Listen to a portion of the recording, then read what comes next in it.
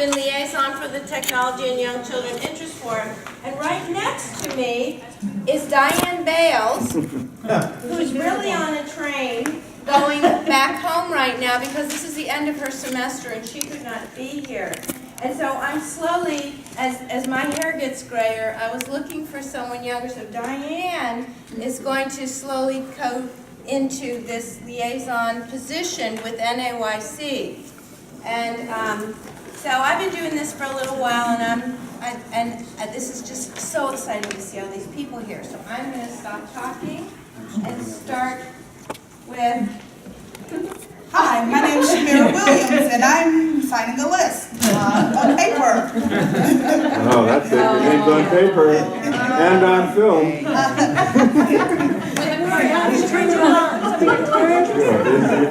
I was here ready to get. I was just being funny. No. Okay, thank you. Okay. So, we're passing around the list so we can have your name and email. It's so untechy. In fact, we don't even have, this is it. So Pass around my flavors. we're pleased, and it's up to you if you want to put your name on the list. This is going on the record, Chip. Good evening, I'm Terry Ragland from Columbus, Ohio. I'm an early childhood program director, and my interest as far as technology goes is just learning more about technology from the experts in the room. Cool. Great. Woo! Ohio! I am Sheila James, and I'm also from Ohio, and I coordinate professional development for out-of-school time professionals in 16 school districts. I'm also a CDA instructor with our resource and referral agency, master STEM trainer. And I love gadgets, I love technology, and anything that I can learn to help engage children and adults in technology is what I want to take away. Phil Perrette, Illinois State University. I teach a course on technology and young children with disabilities. We just published a textbook on technology integration in early childhood settings, and our work is now focusing on universal design for learning and how that interfaces with planning classroom activities using technology. It's great work. Check out what Phil's doing. What's the book? Brooks has instructional technology in early childhood classrooms, teaching in a digital age. I'm Bonnie Kugoyevich. I'm an early childhood ed consultant from Maine, but also an adjunct faculty. And actually, one of the things I'm really interested in is the fact that everybody in this room has really interesting resources. And we have in our Tech Interest Forum group, we have a DIGO group where we share resources. So I'm hoping that everybody would put up their books and their articles so that we can actually all have them together. I hope maybe that's part of the discussion tonight.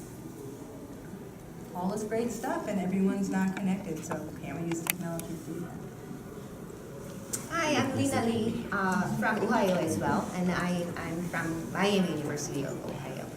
And and I am interested in media and popular culture as well, not only the technology. And I got a really small, little tiny grant yesterday for helping low-income children through technology. So I'm really interested in your feedback or any kind of suggestion for that too. So, Great presentation yesterday. oh, thank you. Hi, I'm Sandy Rodriguez from New Jersey. I'm here just to take the brains of others who may know more than me, and I'm very interested in learning what everyone is willing to share. And I'm here because my wonderful directors recommended the class. I'm Ed Gross, and I'm here because Warren told me about the poker game at the buffet afterwards. There's always one. Hold on, that's good. I got him. That's the guy right there. Yeah, bring him in. There's always I'm here one. because the director said I will be here. You're going to enjoy this. I'm Kathy Fagley from New Jersey, Kangaroo Kids. I'm the director. We have a smart board, and we've just got some mini iPads, so we want to learn more uses of it in the classroom. I'm also president of the Jersey Child Care Association, so how we can use social media and things like that are all of interest to me. I'm Tanisha Shepard from New Jersey. I'm an assistant teacher at Kangaroo Kids, and I'm here to learn about technology to make learning more fun. Margaret Jones from Kangaroo Kids in New Jersey. This is our director. This is my daughter who works with us now. I'm here to learn more. We're starting to do a lot more with our PR at the center, and I also help our staff with training. So there's a lot of free webinars and things that are online for them, so to learn more, to help them, and also to be able to share different things with parents as well. Somerville. Yeah. Flemington. Yeah. All right. Yes. Want to ride home? Hi, I'm Warren. And let's see, where do I begin? My first NAEYC was back in, I think it was high scope. And I editor of Children's Technology Review in Flemington, New Jersey. I feel like I'm underwhelming after that. Underwhelming? Yes. Beth Bashaner from Drake University in Des Moines, Iowa. It's not Ohio, but it sounds a little like Ohio. I do or have done some research with iPads for literacy learning in particular, and then also have been recently doing some work with using online teaching tools for parent support and educational programming. Hi, I'm Chip Donahue. I'm Dean of Distance Learning and Continuing Education at Erickson Institute in Chicago, also the director of the Technology and Early Childhood Center there, and hat I wear proudly, senior fellow at Fred Rogers Center. I'm working on editing a book right now, and as I look around the room, there are 10 authors in this room, so it's very exciting. The people who are the thought leaders are here with us and are going to share some of their thoughts with us in that book. So, great. I'm Gail Lovely, and I live in Friendswood, Texas. Just try to be named Lovely and live in Friendswood. They don't believe you when you order things online. I've been working in education and educational technology since 1980, so I remember Juggles Rainbow was the first early childhood piece of software that didn't require reading. But now I work for myself, and I do a lot of work with teachers and schools and also developers on looking at early learning and technology. And I have my first book coming out. It was supposed to be out this week, but it'll be by the end of the year, for parents using iPads with their preschoolers to help them do more than just hand it away, but instead to make it more a conversation tool, a learning tool, a play together tool. Kim DeMar is Chief Operating Officer for Quality Assist. We provide a lot of professional development. I'm passionate about what technology can do to move our teachers and to move their abilities to network, to reach, and to try some new things. And we've found a lot of amazing gifts already. So I'm determined to push the industry to do better and to do more. Yeah. Okay, thank you. All right, my name is Jordan Lippman. This is my first conference here. Woohoo! Thank you. First of all, I grew up in New Jersey. Sweet. Bergen County. I grew up with learning disabilities and ADD. I decided to get my PhD because everyone said I couldn't, and then I did. And then I realized, well, yes, thank you. But then I realized having dyslexia and ADD and writing all the time is not, and reading all the time is like, it's kind of a stressful life. So I left my postdoc at LRDC, which is Learning Research and Development Center at the University of Pittsburgh, working with Chris Shung. And in grad school I worked with Susan Goldman and Jim Pellegrino at the University of Illinois in Chicago. Heard some Chicago people here. I lived there for 10 years. But now I have two companies. One is a tech company doing iPad apps, and it was designed because I went through a crisis. I had two kids, and we lived in Pittsburgh. My family's from New York. My wife's family's from... Hey, you're only allowed 2 states, okay? You didn't put Ohio in there yet. But we met. You used the Jersey card pretty well, but you know. Yeah, Bruce Springsteen is still my favorite. So. Okay, thank you. Thank you. So the last comment is that so the company came because my kids didn't know my family. And I grew up with a very close family, and so the app teaches kids the names and faces of their family members. And but now I've reversed the whole thing, and I'm building now in-person interactive experiences between parents, and the technology solution I'm aiming for is the bridge between preschool and home life, communication and learning opportunities for parents and kids. So I took way more time than I should have. That's all right. So I'm Betsy Diamont-Cohen, and I'm a children's librarian with a doctorate in communications design. I was living abroad working in the youth wing of the Israel Museum Library doing preschool story time for 3 to 5-year-olds. I took my son to a music class by a Canadian music educator named Barbara Casbegs, which was so great. I studied with her and became a certified instructor for Your Baby Needs Music. After a year, I combined what I learned about teaching music to kids with using books with kids as a librarian, and I created a program called Mother Goose on the Loose. It's a half-an-hour program.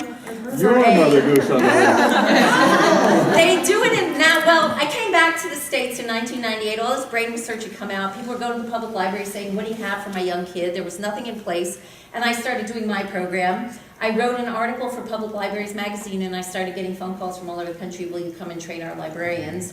And I happen to be a good trainer. So in the end, I quit my job at the public library, and I have my own company, Mother Goose on the Loose, and I go around and I train children's librarians on how to do a half-an-hour program using nursery rhymes for parents and kids. And the focus is that the parents are the child's first and best teacher, and we want to, you're not the performer, you're the facilitator. And as I go around the country, I talk to people, and I hear what people are doing with technology.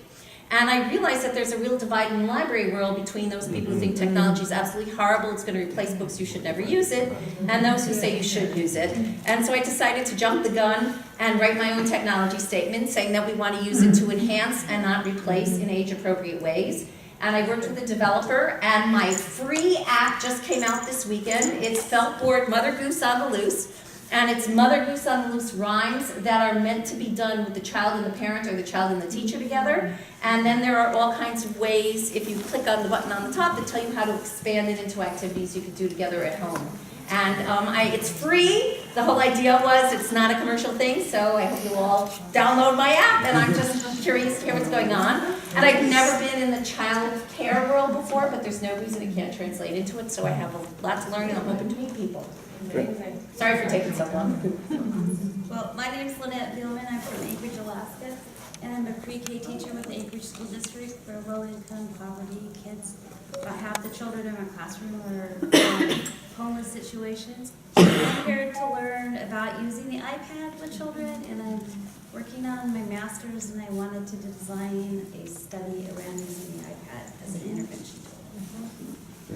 Hi, I'm Kate Highfield from Sydney, Australia, and I think I flew the longest to get here. I'm a teacher educator at Macquarie University, an academic, and I lecture in educational technology. My research area is technology in play and learning. So I look at robotics, touch technologies, techno-toys, a lot of it. There you go. My name is Amanda Armstrong. I work at the Tech Center. I'm the program coordinator, so I do a lot of work with supporting professionals and parents and making developmentally appropriate decisions. And then we've also started working with the teacher-educator programs and integrating technology within that program and really building that within the Erickson curriculum. I'm Faith Rogo. I've been a media literacy education specialist for 30-some-odd years.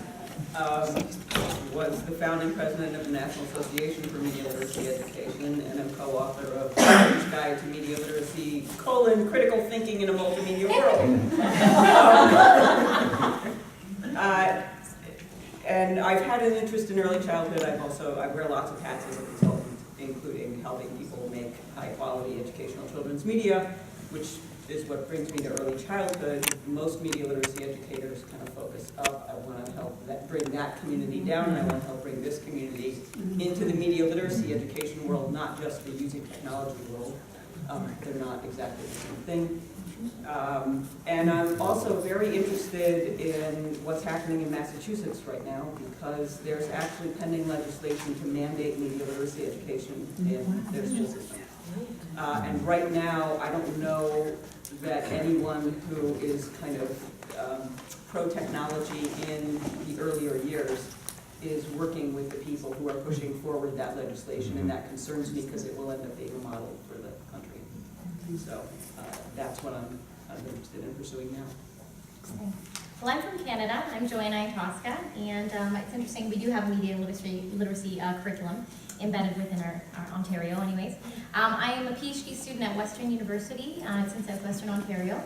And I'm also a professor at Fanshawe College, which is in the early childhood education program.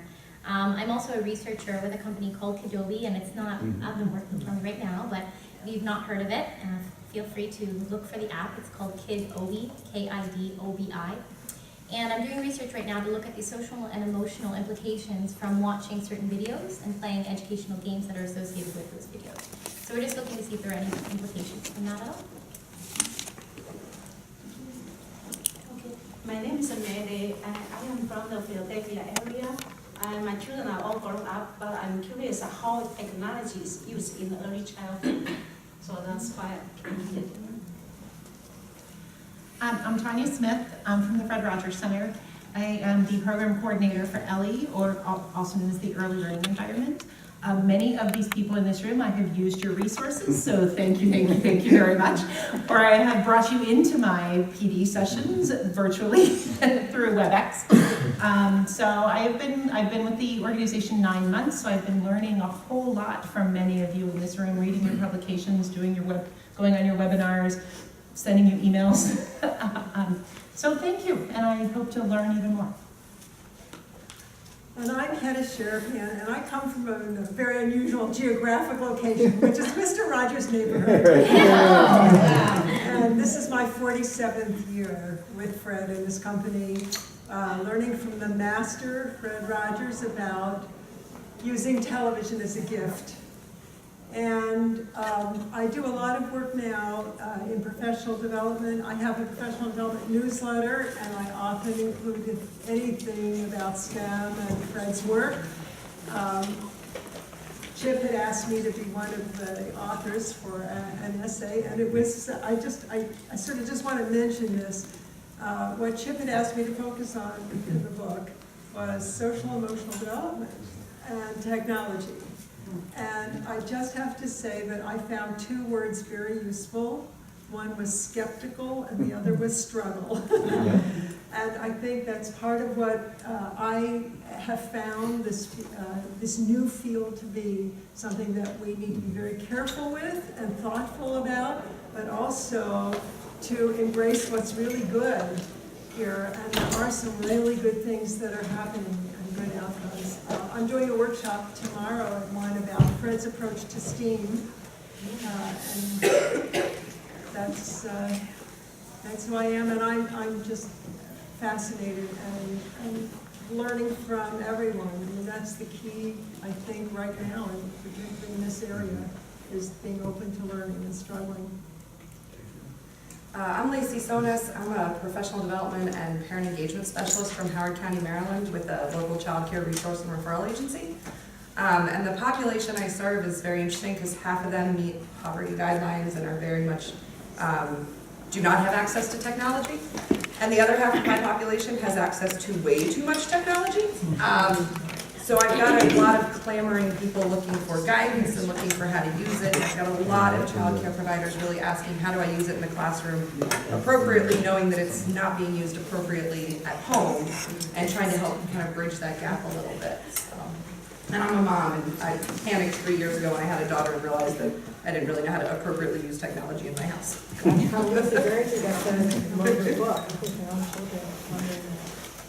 Hi. I'm Craig Blum, and I'm with Illinois State University, that I've co-authored a book with my colleague over here, Phil Pratt. I'll let him tell you more about it, but that it's a technology integration model that cuts across general and special education, and that my interests are universal design for learning and intentional teaching, and embedding and using it in intentional ways, and I'm just really excited to be here with all these wonderful people, and it's been a great day listening to people as well. Hi, my name is Michael Robb. I am the Director of Education and Research at the Fred Rogers Center.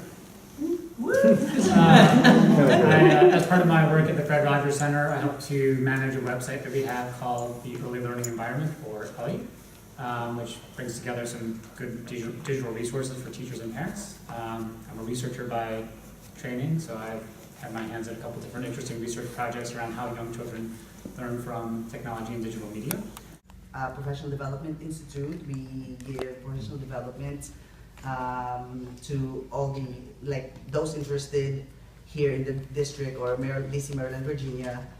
What else? And I'm also a pre-K teacher, and recently we received a grant that has something to do with technology, and we'll be receiving anytime this week, maybe next week, iPads for all the classrooms with Pokio, if you're familiar with Pokio, as an app, the major app there.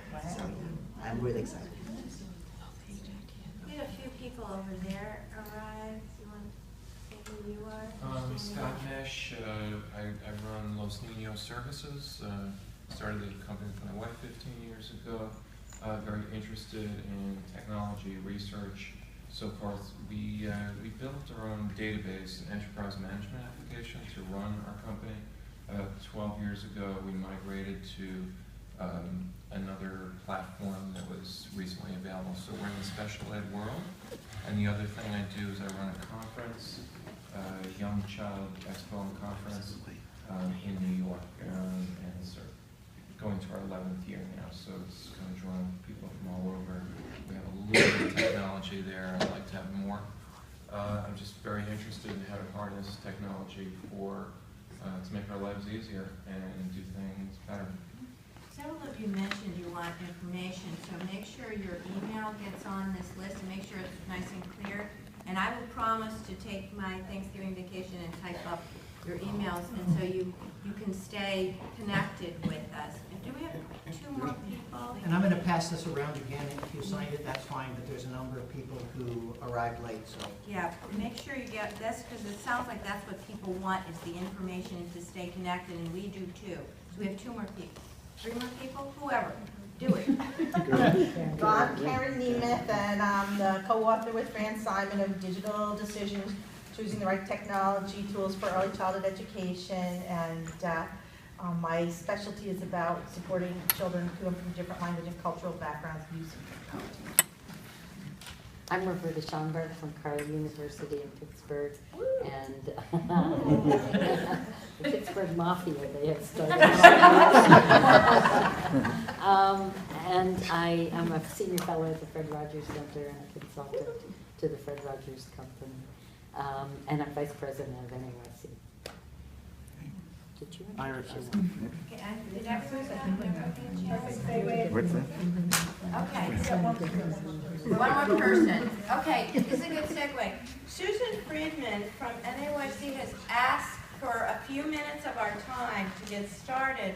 She's very interested in how we're using the position statement. I hope most of you have gone on to the NAEYC website, have seen the hard work that the Fred Rogers Media Institute and several people in this room and many of us contributed to this position paper, that there is one about quality and effective interactive media. I heard some of you say that. So Susan, would you like to ask us a few questions? How would you like to do? We have only 1 hour left, so I just want to know, I just want everyone to know our time. I'm Susan Friedman. I work for NAEYC. My title is Executive Editor, Digital Content, and that means different things, different times. But anyway, I work on the NAEYC website, and I've and also worked on the family website, which I keep going. And but I'm interested in a couple of things. One is regarding the position statement. I'm interested in how it's being used. And I guess what I'm coming to think, now that I've talked to Bonnie and went to a couple sessions and I've been thinking about this over the past couple days, is I'm interested in stories about how it's being used in a great way. I heard a couple of examples I heard a lot of examples at sessions, and so I can follow up on that. I got some ideas from Bonnie. I'm going to be talking to some other people. And I'm just really interested in knowing how the position statement is being used, if you're using it, how you're using it, and then what are some sort of excellent examples of how it's being used. And one thing that I heard at a session today was that somebody said they thought that, what was it? Somebody looked at the position statement and said, there's nothing to this. I don't get it, kind of, was how I interpreted it. And then when they heard of some examples of technology being used in a developmentally appropriate way, they said, oh, now I understand. And so that example, I think the examples were that technology is another tool and that it can help children sort of explore the world and solve problems, and that, but it's not necessarily technology for the sake of technology, so I think that people were starting to understand what that meant, and I think that examples of it being used well would help people understand it further. So, I don't know. I'm curious, are people actively using the position statement? How do you, and what does that mean actually? Because, I feel like where I live, I do a presentation, I always talk about it, but people aren't always that familiar with it. I don't know what your experience has been. I can speak from what I'm doing. Big part of my role is to take the position statement out into the community and talk to educators about the statement and give them good examples of how we have people in the Pittsburgh community using it well.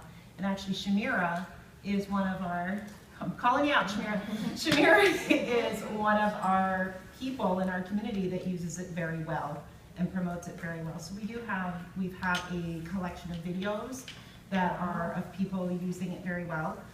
We are trying to, because we're so centralized in Pittsburgh, all of our great examples are right now in Pittsburgh, we're trying to take it statewide and pull from other communities.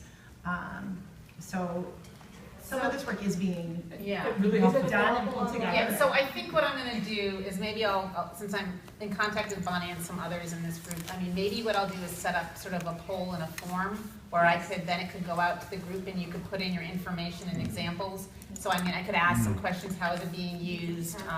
Do you have links? Do you have more information? Can I could get your contact information to follow up with some people and get more information. I have one question. How many people have used it to teach others versus argue with others as to why the... Yes and yes. Did you raise both hands at a scope? So I'm preparing a couple workshops on this, and I'm using it to kind of do a juxtaposition and to talk about to infuse a little bit of scientific thinking and inquiry into the discussion, because it's really about the interpretation of evidence is partially what it's about, I think.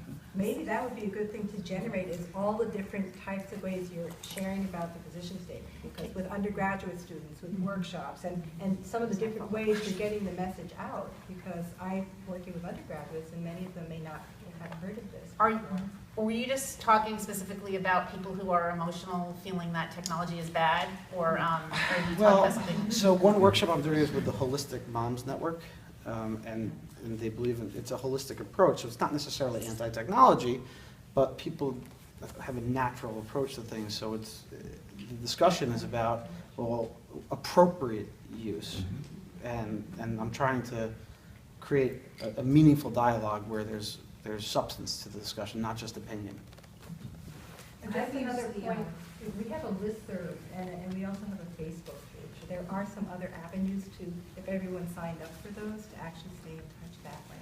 And it would be lovely to get some of these examples. If there are video examples and they're available publicly, that's one thing I'm sorry about, is that all these people have great stories and we don't get them. So well, one of the agenda items here, and I think I'll make sure everyone gets everyone else's email address, including you, Susan, is we actually have a listserv, a wiki, a website, a Facebook page, what else do we have? Digo.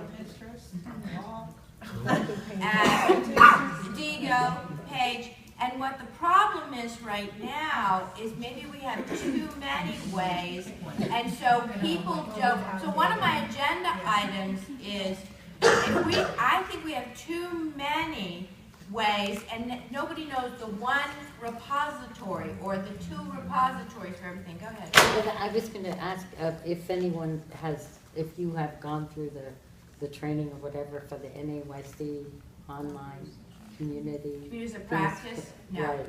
Because it's really, I'm using it for the affiliate group, and it's really wonderful because it knits all of those things together. But everyone has to sign up. Everyone has to sign up, and everyone has to get into the NAEYC website to get it. We just had a discussion this morning about, well, we just asked if there could be an outside portal outside of NAEYC as a portal, and then an inside portal. So maybe that could be one avenue, but I'd like to hear from everybody. What would you use the most? If we had some, if we picked one or two, what would you use the most so that we could really make sure that we got our bang for the buck? So if it's communities of practice, that's great within NAEYC. If it's Facebook, if it's a website, if it's Digo, if it's a wiki, if it's a listserv, what would be your opinion so that we can use one or two? And I saw Gail shaking her head. Yes, we just need to have one or two. And Kate? Well, it's not. We're all volunteers for this organization, so to expect anyone to be able to upkeep 18 places is just kind of a fool's errand. So I think that it's not that any one of the things you're doing is bad. It's just there's so many. You can't. There's no way anyone could keep all that up. Well, two of them are really kind of defunct. I mean, the website we stopped maintaining a couple of years ago. I think the tech center is going to take that over. So that's part of that has to be retired, even though a core piece of just who we are could stay. And the wiki has really people stopped working on that as well. And I that was a Warren playground say initially, something, right? and then you had your hand up too. So next. It's critical that NAEYC starts a Facebook page. So it comes from NAEYC. The ownership is under that umbrella. So they have the password, they can manage it. And then people who are officers all are co-manage a Facebook page, a Facebook group. And I think that would be stable. Did you get that as an official word, or you're suggesting? Suggested. Okay. Yeah, and you would be basically in charge.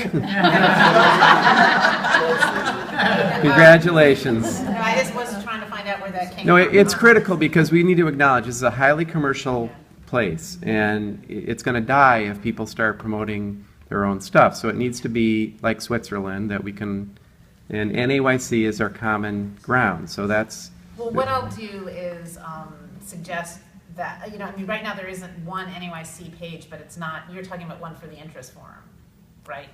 For us, for everyone. There is an NAEYC Facebook page that NAEYC runs, but it's not. You mean an interest forum one? But you're talking, I'm just asking, you're talking about one for the interest forum. Subgroup. Yeah, subgroup. Yeah, that it's.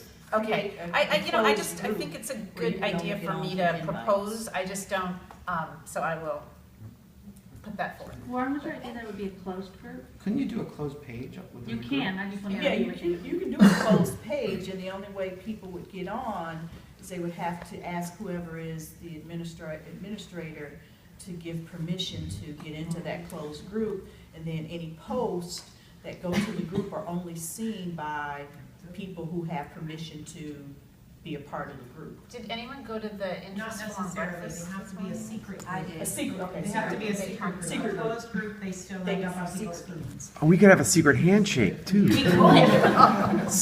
Kate had a comment. Kate had a comment, and Mark has a comment, and then I'm going to go back. From an international perspective, I think lots of people are committing Facebook suicide. They're just ejecting from Facebook. So could I suggest that if you're considering Facebook only, that you have actually a blog that co-posts on Facebook? Because I think you'll lose half your audience if you line it down to Facebook.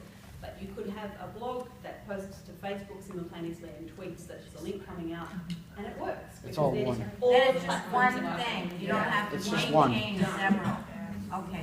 Mark. We had a discussion a couple of years ago about the kind of web presence that we would like to have and some critical issues that would emerge from that. It was quite a thoughtful and lengthy discussion, and one of the elements Warren just threw out, which was the notion of it being non-commercial, that people would use it as a means of marketing or selling the things, and that's not a small point. It's something that ought to be retained. Secondly, the notion that we wanted a presence that was welcoming enough that we could share it with anyone and people could go and visit it and be brought into the group without necessarily having to have registered or be part of NAEYC.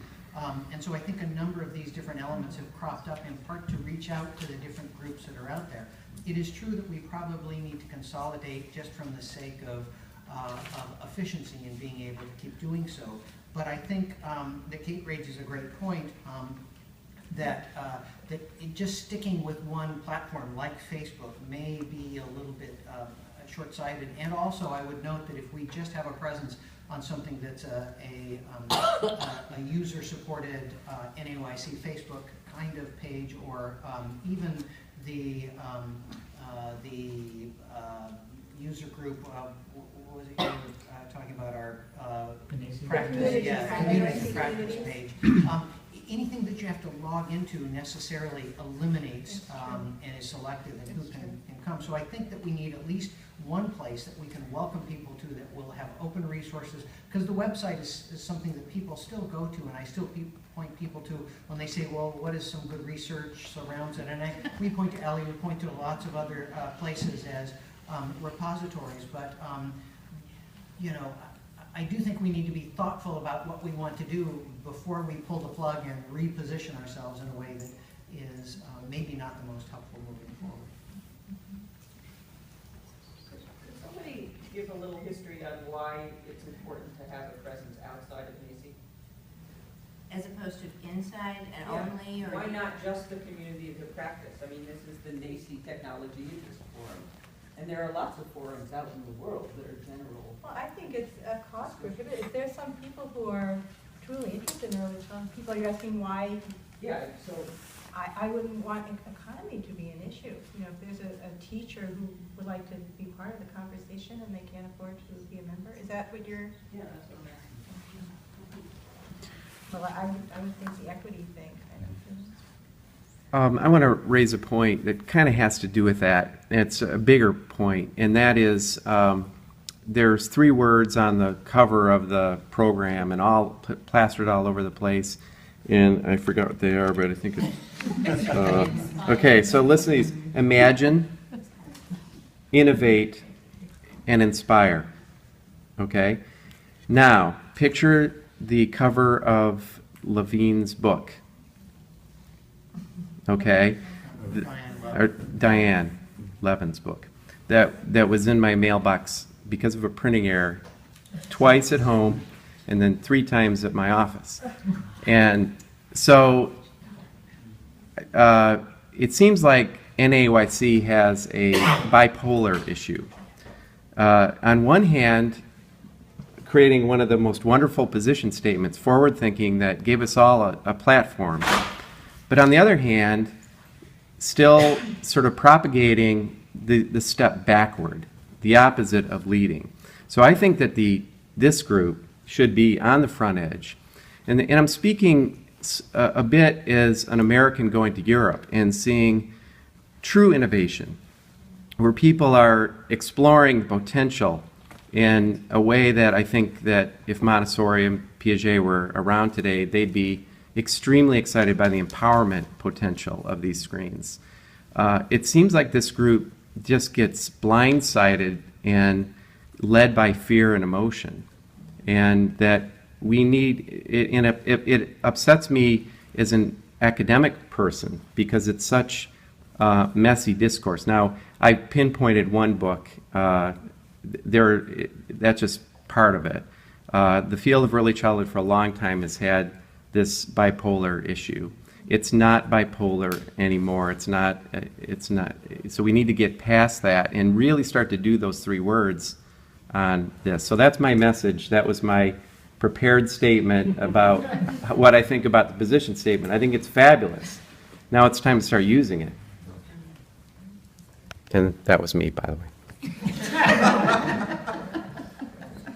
Well, I kind of like the idea, and this is just from a standpoint of us trying to, we had subcommittees of this group, and one group was going to handle Facebook, one group was going to handle this. Then we all went back to our regular lives after we left the meeting and got really busy, and then we didn't have time. I mean, that's just the reality. So I'm wondering if we have one or two systems that are, like you were mentioning, a blog that's linked to this something else, to this, and then it was automatic.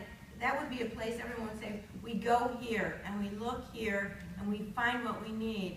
And if it's not Facebook, is it something else? Is it LinkedIn? Is it the wiki? Is it Facebook? I mean, you have. Why wouldn't you use NAEYC, where you can already generate a conversation and it's already built? You just log in, but using the blog to promote for everybody and make it general and internationally friendly. Use Discuss, which is a commenting feature, which also allows you to build a feature to have a whole conversation. You got your blog, you got a discussion going that anybody can enter. It posts to Facebook or Twitter. You don't have to add another account to your system. You can use one of your existing accounts.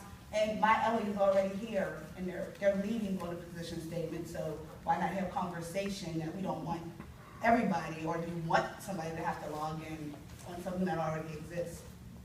What do you think about that? I'm very flattered that you suggest my alley, although if I'm being perfectly honest, the commenting system on alley is a little bit behind and not the strongest for maintaining really good conversations. That's a good way for everybody to want to donate. Yeah, seriously. At some point in the future, We're maybe. accepting cash checks and credit cards.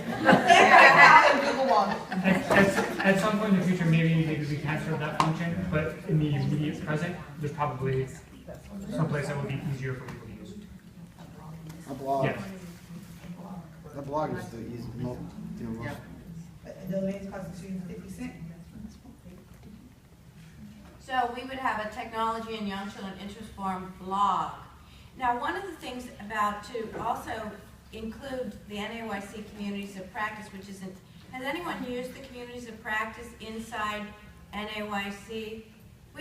We are the, I know, we're the technology group and we use it the least. That was the weirdest thing. Well, I think it's because of, you know, what people And so, maybe one of the things I tried to do at one point, and then I lost track of time, is I was just going to put in that communities of practice, link to this, link to this, link to this, thank you very much, and then people could go in, link to those things, and essentially get out. But that doesn't really serve a great purpose.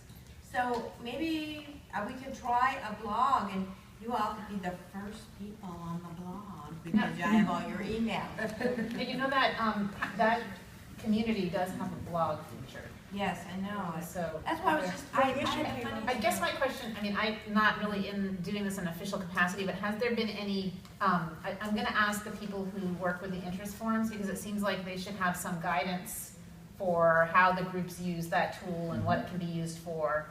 I mean, because there are many interest forums, and they must be discussing. We talked about that at the meeting this morning. Yeah. And I believe the way I understood it was to say people were asking for guidance from NAEYC because it wasn't. Okay. Isn't that how you heard it? And they don't have that they just there, let you in. And was there a statement that we're going to prepare that for you? Well, here's what consider. Okay, I'll follow up and find out, Well, because that's people what it sounds like. got into the interest forums, maybe they signed up for 2 or 3. Then when they switched over the new system, everybody that was signed up for the tech interest forums got kicked out when the new system came in, and nobody had time to re-enter all the new people in. So then people just said, you know, and went and moved on. So that's why it's not being used. That was one of the reasons. And so, and then also we wanted to be inclusive of other people who weren't joining NAEYC. Someone made the recommendation, though, we have the communities of practice inside, and then another blog or some sort of a system right outside on the fringes of NAEYC, and kind of encouraging people what we're doing at NAEYC, and then maybe they might want to come in eventually. And maybe the membership would gain if they were outside a little bit, sort of talking about what was going on inside, and that would help. Just what makes sense to me would be if that system allowed for some inside discussion and then some public discussion, It would. right? So let me just, I mean, I believe that the platform has that capability. So I just need to sort of. How much do you really need to keep private though? Isn't more information better than less information for people to engage with? Well, you know what they said this morning? It was that to an extent, up till now, the NAEYC interest forms have been considered a member benefit. Right. So if you open it out to the world, which is not to say they're sticking with that, but that's how they explained why they did it up to now. Not, you know, that was really the only reason, yeah. So if we do something, it sounds like people want to both communicate, have discussions back and forth, but they also might want to go in to find some new strategy or some new technique or some way to enhance the techniques that they're already using in their classroom from what I was hearing. That's why we went around and introduced each other. So this might take on a little bit more flavor than just a blog. And I'm not sure if people want to add to that. Or is a blog enough? Just keep. No, I think you're right, because I mean, I agree what I heard, especially from my perspective and hearing people say the same thing. The position statement's fabulous. How do we apply it now? Where's the strategies that say, this is what we can do with a 3-year-old, this is what we can do? Here's something. Right. Like on the website, that's, I think, it's not so much just a question about the position statement, but all the resources that have been, there's videos that you can show to your teachers and to parents, and there's forms that you can download, and even more than the content of the statement is all those other resources that have been prepared that people don't even know that they're asking for, like you. Right, so, and that's why I'm asking, a blog is a sort of an ongoing dialogue, whereas our website was an organized way of organizing different conceptual ideas or resources that, and we don't have time to keep it up, but, and some people don't like going on blogs because they have to scroll all the way down to find what they want. So do we also need an organized format for a repository as well? How many people have a Facebook account right now? Just be honest and raise your hand. See, even in Australia. I saw that. Well, they So, gotta keep in touch somehow. what if we, the main thing is, maybe we're making too big a deal about this. What if we just, somebody set up a page? One of the officers, it's easy, set up a page. We have a We do have a Facebook Oh, page. let's start using it. Let me get out the information about the Facebook page. Why don't we try it? We don't usually see each Who other. set it up? Diane. Okay. So just make sure that there are multiple administrators that are on the, you know, whoever the board is, or if there's an election or whatever, and then that'll work. That's one way, and people who like Facebook can use it. Because Facebook is working for a lot of other groups. It's fulfilling that purpose. I need to go. Susan came to hear stories, and we've gotten caught up in thinking what's our next blog. Susan, there are some amazing stories in this room. People who very intentionally have applied the position statement. I'm looking at Mark and what he showed earlier. I'm looking at Mike and the way Ellie has been built around those principles. I'm looking at the book that Fran and Karen wrote based on it. I'm looking at Craig and Phil's book, which refers to it. So, I mean, there's a lot of people doing amazing things with it. Maybe we don't all know what each other's doing, but I hope you can find some of those stories, because I think there are people really deeply committed to putting it into practice. Well, I thank you, Chip, for that. And I think, is it okay if we do that electronically, do you think, Chip, that we share our stories electronically? Sure, I'm just, I'm just responding to Susan coming to hear some stories, and we got sidetracked on other things. So, and just saying, there's some amazing stories. And I want to throw onto that to ask people to start documenting and making their stories public. The way Mark has like videos of teachers working with children, because I think people really want to see those things. Yeah. And then find a way to share stories or share links that's online. Well, it would be nice to connect them directly to the parts of the statement too that are relevant for people. I'm working on that. I applied to actually, I asked NAEYC if I could take the position statement and turn it into a virtual linkage, and it took 8 months to get approval for that. You got approval though? I did get approval, but at the point, I had a 12-month fellowship to do it, and 8 months into it, I finally got approval. So while I have some of the foundational elements done, it's going to be a challenge now to sort of catch back up and try and If you pull out a couple of those key messages or some of those things, you can ask people, can you submit a video example or something, and ask other people to match it up too. That was the idea, is that at some point, what I would do is send out if you have examples of these, will now be accepted, and if we have a group, and that's why this discussion is really germane, if you have a group and you have signed permissions to be able to use those video and photographic clips, and that's not small, folks. So what I've been doing is using my own, because all of the folks at my school sign a permission form, so I know that they're all there. But if you do that, and then we sort of group, crowdsource it, imagine what amazing clips we can put together that can be virtually linked to these various statements.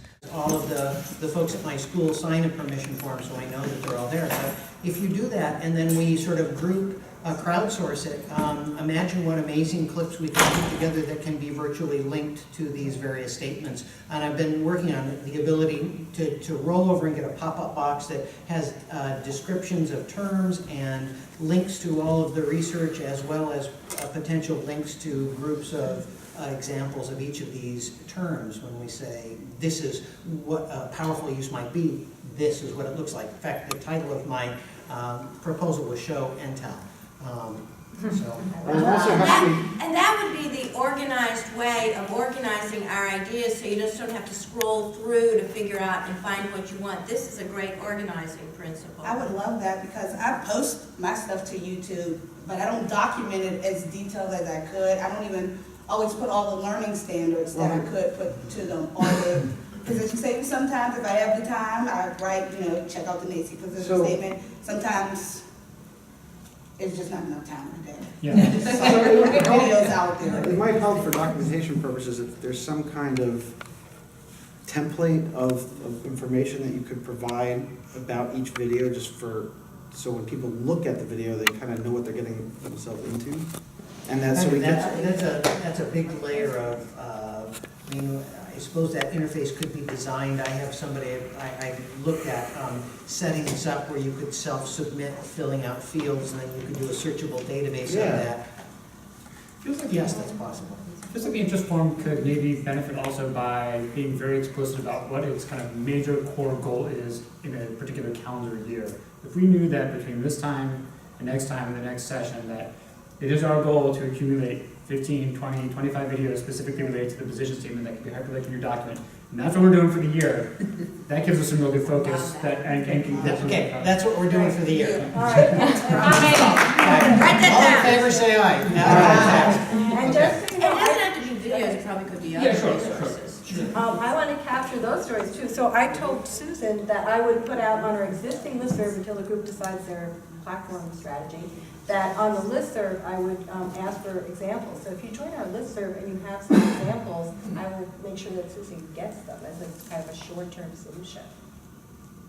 So just make And sure we'll you set join up, that. as we get everybody linked and we put all these emails together, we'll start to send out that information, and we'll come up with a way to begin to gather those pieces of information, and we will send out maybe some crowdsourced, requests. Who has a great example of this particular instantiation of the statement? Or maybe if there's some work that you're doing and there's a question that repeatedly comes up, maybe what we could do is start to say, wow, here's a question that keeps coming up. Okay, everyone, let's go out and see if we can't gather some data that's a representation of that.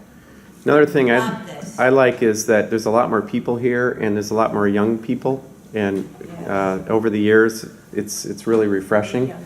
We need you people, you young people, and I don't know, those of us who've been around for a long time, we've seen this technology evolve, and now we're at a point where we finally have the technology we've always dreamed of. We got these tablets, and this, you can download stuff over the internet, batteries last. It's just amazing, the potential. And now it's time to start tapping into that, and we really need a common ground where we can meet, ask questions. When I really miss the days when I could just type a question. I need some ideas for somebody who's using tablets for small group time. And I used to get all these wonderful answers, and it was great for writing articles or whatever, so I miss that. So I hope whatever we do, we can get that back. Well, and I think we just that's why I said we had too many things, and now if we just focus, I think we'll be better at both organizing what we have and being more targeted in what we do. And I love your idea of having an agenda for the year. And I'm not sure if it's 15, but it could be however, but maybe we see what Mark is doing and see what we can do to help him.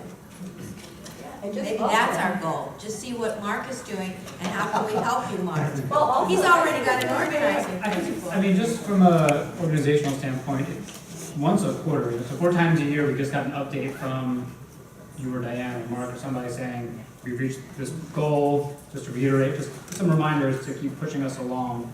I love that. I think You'll we get provide that. a little structure. Thank you for coming. Okay, thank you. I hope you got most of what you needed. Well, I'm looking forward to just hearing, hearing from people, and I'll work through Bonnie to sort of get a question out with my email address, and then people can get back to me. So get that Facebook page up there. It's- Get that Facebook page up there. We'll look for that. I'll go through official channels and I know you not take 8 months, but yes, okay. All right. I think maybe an easy way to get some of these done very quickly would be to use Ellie resources. I mean, I could easily, this gives me a new way to do, I'm always changing what I do. I can go through the Ellie website and align certain videos and activities to what is in the position statement very easily and provide those links so that we can have that done quickly, if you would like me to do that. And that will help me because that will enhance what I'm doing all the time. And then people can then add to those Ellie links, which helps me in many ways. It helps me promote Ellie, it helps to promote the position statement, and then it helps the mission of this group. So I will take care of that. I'll have that done by the end of the year. Now, I'm okay with that, but part of me says there might be people that may not. And if it's common vote, I'll go with the majority. But I think that there needs to be some system. It's really important that this is Switzerland, and we all feel that we can contribute or not. And so there are always gives and takes with anyone who's sort of managing the data. So if it's going to have a long, safe, sustainable future, we need to have that governance in place and some basic ground rules, and then it can last. But I think I like the logic of Ellie. Ellie needs content. We certainly have the knowledge, and I think the Rogers Center is going to be around for a long time, hopefully. And so. Yes. So I mean, it all helps. So I'd be for that, but I think we have to make sure we follow the protocol. And I have a question related to, I think even Mark brought up about consents and so forth. So people are doing some really interesting things in their classroom. I think that's one of those sticky topics that people, like if we want to support people sharing about their good practices that they do after they, familiar with the position statement, is there any resource to try to help provide scaffolding for people to know how to get the consents to have their things shared in one of these ways? I'm not 100% sure what you're asking. At one point, Mark has examples of, video examples, and people say they're doing really good work in their centers. And in terms of Ellie, there's some certain communication boards and so forth that could be useful. Are we going to be trying as an interest forum to also promote others who have really good examples and they're putting up on YouTube to share into a place where people can really see their work? And then Mark had brought up something about consent. So, the releases of information for those to be posted. Like when Ellie ever put in Right. The content that's on Ellie is that's always already been through that process. So if we just simply put a link somewhere to here's a good video, it's already been through that process. So Does that make sense? So if we were to develop new ones coming from different people, we would have to make sure that they had the signed paperwork from the parents saying it's okay to put this out for the wide world to see. What she's saying, in the spirit of helping others, will we come up with some sort of way to help others learn do how it. to get the Right. consent Yep. to do it themselves. It's a forum. And I've done PQAS trainings or tried to do PQAS trainings around that topic, but nobody came, which are professional development around that topic, like how do you get the consent form? What's needed in a consent form besides just mom's signature? How long does that consent form last for? That's also another media issue, like does that consent form only last for a year, or is it 3 years, or will 5 years later you realize, oh, that was some great video from so many years ago, and now you're using it again, but I didn't approve you. That child has moved on, and I no longer have. But Or they for signed what up for this purpose? one. Like I granted permission, but I thought you were just gonna use it in our center, and now it's Yeah. out on Facebook or whatever, yeah, so. Right. I think those. If we put a standard template in the interest form, that might help We could put in a guide something. PDF file or something that would be. Yeah. People stay Word away from document. because of the legal pieces and the complexity, but I think Yeah. if we want more people documenting good work, somehow, somebody, Right. they can help us out, it'd be great. Yeah, we could put a generic template, PDF template out. So you On could make Facebook. whoever Word submitting documents it, were- when they submit something, you can make them sign a statement that says, I have documented all of these things. And then, You have to. They have to send in their media releases with that. Yeah, when you publish something on the NAEYC website, or you publish an article, or teaching your children, they make you send a new permission for any photo, even though I might have taken it as a center and gotten permission at that time. Now, if I'm gonna include it in an article, and I'm not even getting paid for it, they still send me another form. For every photograph, I have to get a new signature from every person in that photograph. That's the NAEYC policy, and we, that's extreme. But, so I think we have to be careful, because, again, it's the NAEYC technology interest form. Do you know what I mean? Like, we can't make a decision that might have legal ramifications, because we are not a club, we are part of NAEYC, and if we make a misstep in regard to confidentiality or sharing photographs or that kind of thing, it's connected to what happens with NAEYC. Just to be clear, I'm sorry. If you're gonna do this as a Facebook page, you don't own the information anyway, Facebook does. So That's no one should certainly participate in true. that kind of forum Right, without but even understanding blog that. or any of these things. We're not talking about the interest form managing all of these consent forms. No. We're talking, No. they have to acknowledge that they have done their due diligence. But we should be careful about that. Yeah, sure. Because even though they might sign something, we're still posting it, and we are not we, but for the sake of NAEYC.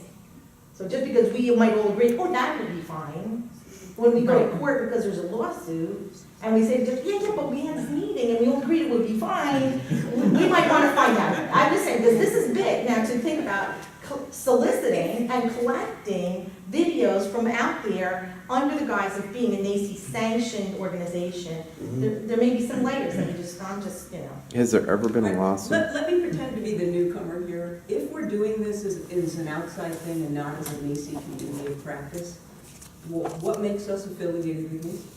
I don't care or no. Why don't we I'm just just saying we should think about it, but I think you're asking a good question. Just don't ask me.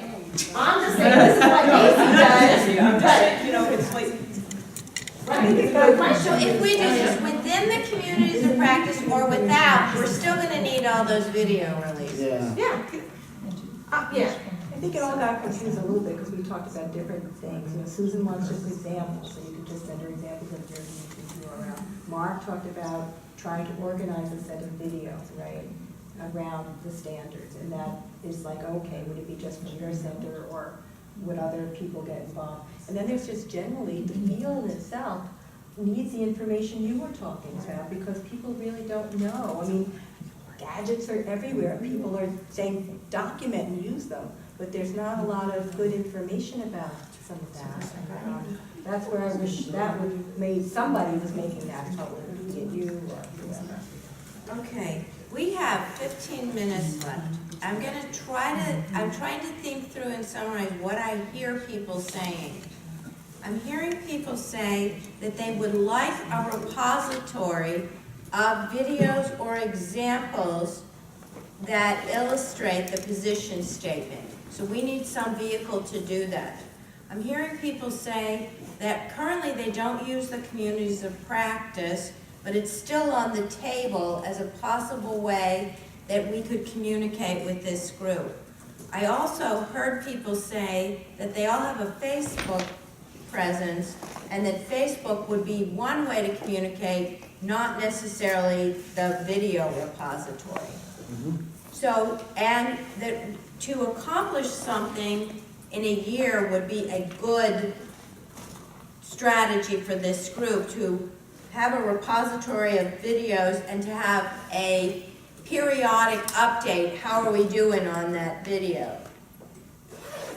Can we do all this as a group?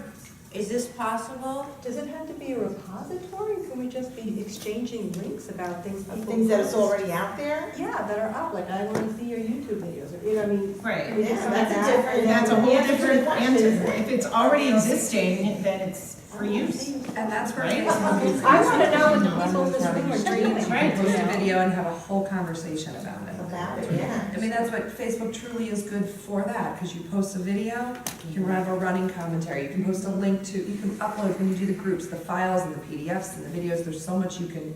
I think Facebook is the tools, And that's one way, one Facebook, of the because then you can things. see what everyone's up to. yeah, you can't beat it. That's I'm sorry, one way. Australia. Just know that Facebook is very, go ahead, you say it, transitory. And it's, I didn't let you say it. Well, that's all right. If you're trying to build something that is a long-term instantiation of this and a thoughtful manifestation of the elements of a statement, and they're linked to all these transitory videos that come and go and that aren't there, you're sort of building ephemera. It may or may not be there in the future, and it seems that... Okay, what did you just say? I mean, 'cause that was great. Facebook won't be around forever. How am I going to tweet that? You know? Conversations. You said It simply ephemera. just means that if you link to stuff that somebody's got somewhere, it might not be there tomorrow. How's that? That's good. I got that now. Right. So that I think you want something that's a little more solid and a little bit more enduring. Look at how long this last statement was around. What's 50, 75 years we had the original text statement? And so, this one will be around for, I would imagine, at least a decade. And if so, you know, a couple of years from now, we want to have people who are new who come to this who might say, okay, so this looked great, let's, what does this look like? Because that's the question, what does this look like? And I think we want something there rather than a series of links that are... The good news is, Mark, is that YouTube, Twitter, and Facebook have solved a lot of these problems for us. We didn't have these tools 5 years ago. We had to sort of make them. Right. You can post something on YouTube. If you post something, you can link to that and use it, because YouTube assumes all the copyright risk. So it is sort of like a Switzerland, a way that you can get ideas. For example, Ellie, if there's something on YouTube, you can put anything from YouTube. You just embed it, and it's there. And you don't have to worry about a thing. So, And we don't. Sounds like we need to have both. And what I'm hearing is it sounds like we need to have both. The word that Mark used, it was good. the transitory. Anyway, Sweet. we need to have, That's why I come to Washington. we need to maybe have the Facebook and then a Wait till we start more drinking. substantial. We must. Well, I guess if you don't mind, I just need to speak up for a moment. If anyone ever watches TED, I'm sure you do, but there's a TED talk on why privacy matters, and it's talking about facial recognition software and how we're now linking people's faces to many, many other things that they're connected to later on. And YouTube and Facebook and other avenues are the best ways for them to access that information. And I just feel that for many reasons, we need to think about children. We need to think about ethically and morally. What are we doing? Are we posting these children up for all to see? What does that mean for their future? That's not legally our right to do that. Children have rights. And I don't believe that that's something that's fair and right and true. I got that on camera too, by the way. Excellent. Yeah. Or their teachers or us. Exactly. It's not our right. It just, I mean, these are not neutral platforms that we're talking about. And if we go in understanding they're not neutral platforms, that's one thing. But if we are discussing this as if there are no implications here about using these platforms, then we are not even close to being digitally literate. So I think that would be a shame for this group and a real mistake. I mean, The other thing is, and maybe, I know the bureaucracy of NAEYC and all the problems. This is NAEYC's position statement. If there need to be videos explaining what this position statement means and illustrating it, NAEYC ought to be putting them up. I mean, why aren't we asking NAEYC to say, we need to be able to create on your site where people go to download the statement? You know, the same way that we have PDFs now of, you know, this other resource that we've been out there in the community. This is what we're hearing people need. NAEYC needs to create it. But we are NAEYC when it comes to that, aren't we? I understand that, but we're talking about totally doing it separate from NAEYC's website and where the position statement now lives on NAEYC's website. I think you just got permission to do that. Am I going to sound really old-fashioned if I say, what happened to anecdotal evidence? We are story people from way back. I mean, we pass along ideas through stories. If we're concerned about this, I just got really upset about, you know, where technology discussions end up taking us. And, you know, that's my skeptical and struggle stuff. No, it's like it's handicapped us instead of letting us free. And there's some wonderful stories that we can tell it in stories and share it in stories. Right. I think that's true, Heather, but I think the challenge is when it comes to photographs. Well, sure. And I think of accessibility issues too, because, you know, I work with some families that reading is not comfortable, or even if you think of staff where they're more comfortable seeing something. I don't know how people feel about that, but, you know, they want to see it, and some people may not read it. Even undergraduate students. You know, they prefer, they ask them, and they say, I prefer the video, and you lose me on some of these things. There are options though. I mean, photographing from the back of a child's head. Right, and we're always assuming you're assuming there's kids. It could be somebody talking or sharing. There's a lot of ways to use video, such as the video I'm shooting right now, by the way, and I've used up all my batteries on all my devices. So if anyone has any more profound words, I'll keep this running as long as possible. Does NAEYC have, I mean, gather maybe they don't, all right? They have existing policy about putting photographs on the website. Yeah, So you just have to have a release that's appropriate. just to release it appropriate. I mean, it seems to me like sort of listening to people, like, I mean, particularly if children are involved in some kind of lesson like video or something along that, or families are involved in like that, I mean, there would be, it would be good NAEYC policy to have some kind of sunset clause, right? So you're up there for a while and sometimes it should be up there forever, okay? Because of the kinds of things, I don't know what that is or what the policy around that would be, but it would seem just sort of sensible, okay? Then there would be other kinds of things where we'd have adults giving consent, okay? Where consent is a different kind of issue and maybe, you know, we have a different policy for that. But, I mean, ultimately, if, you know, just like I said, it's NAEYC's position statement, that they're going to be responsible for any information. I mean, it is going to come back to that. They're going to be legally responsible. So that in terms of having a repository that is connected to the actual organization, all right, this is something that, you know, the exec board or whatever is going to have to grapple with, okay? So that... You know, I've always felt like this has been like a group of vegetarians meeting in a meat conference. And, you know, it's like outside those doors, there's a bunch of people who are afraid of technology and hate us, and, you know, we're just a completely different culture. And it's always been that way. I mean, I've been trying to empower kids with technology since the Apple II days. And I think it's part of it, we have to acknowledge that. I propose we go back to the secret handshake.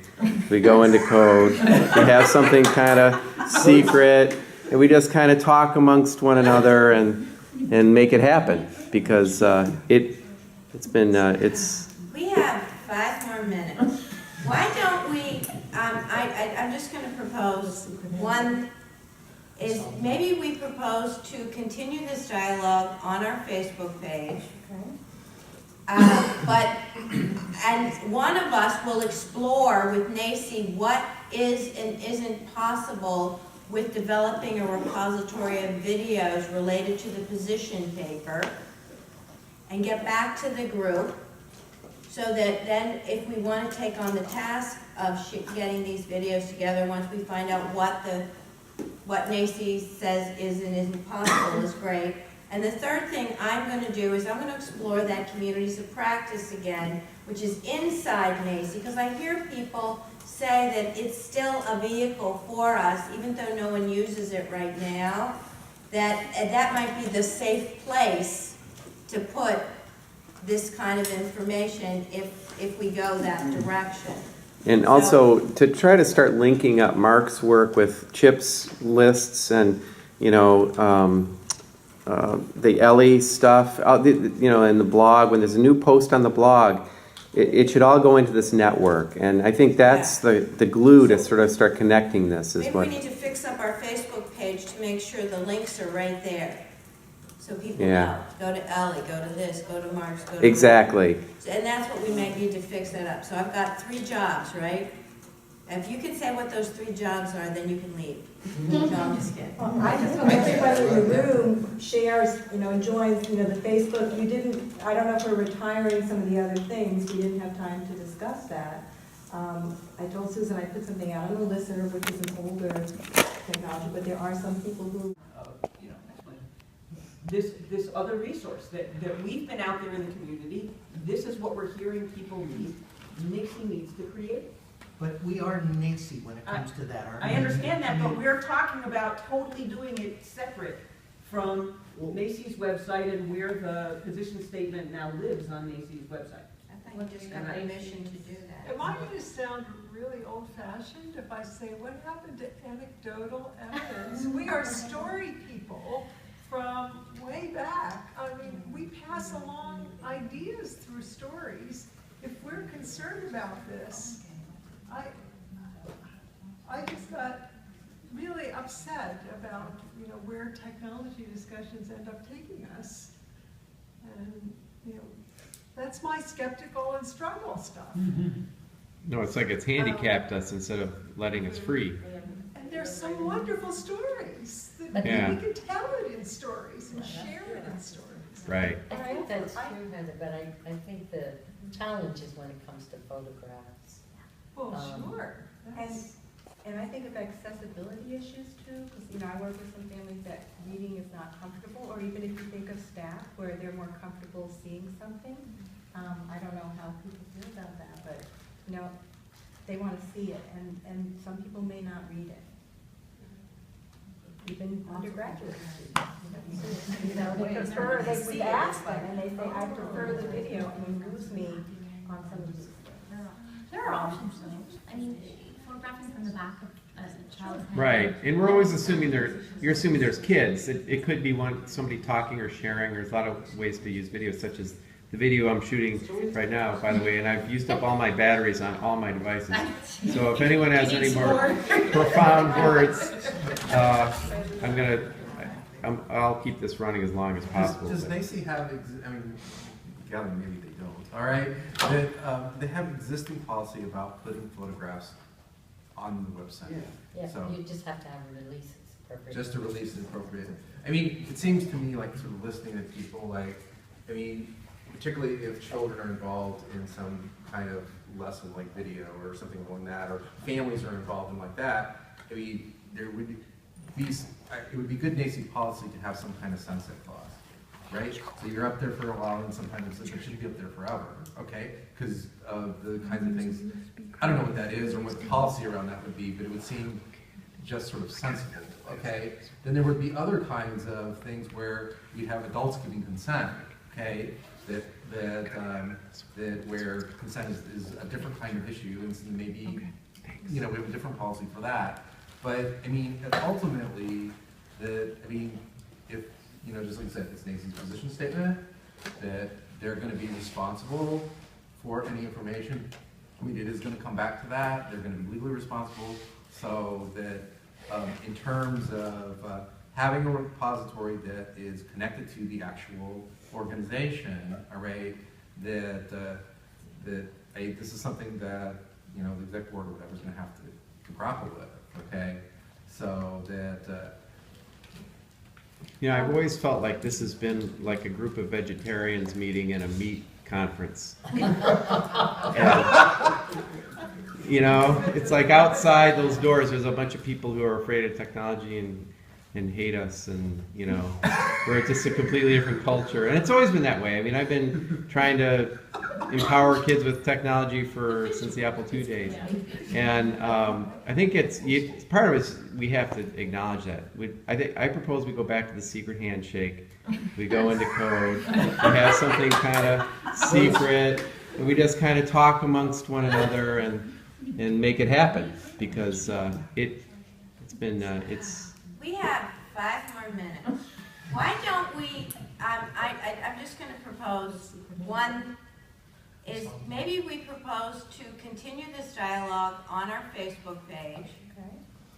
And one of us will explore with NAEYC what is and isn't possible with developing a repository of videos related to the position paper, and get back to the group, so that then if we want to take on the task of getting these videos together, once we find out what NAEYC says is and isn't possible, is great.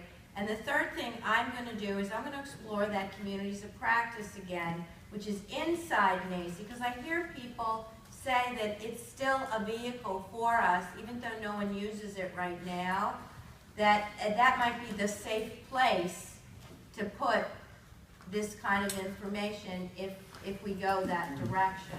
And also to try to start linking up Mark's work with Chip's lists and, you know, the Ellie stuff, you know, in the blog. When there's a new post on the blog, it should all go into this network. And I think that's the glue to sort of start connecting this. Maybe we need to fix up our Facebook page to make sure the links are right there.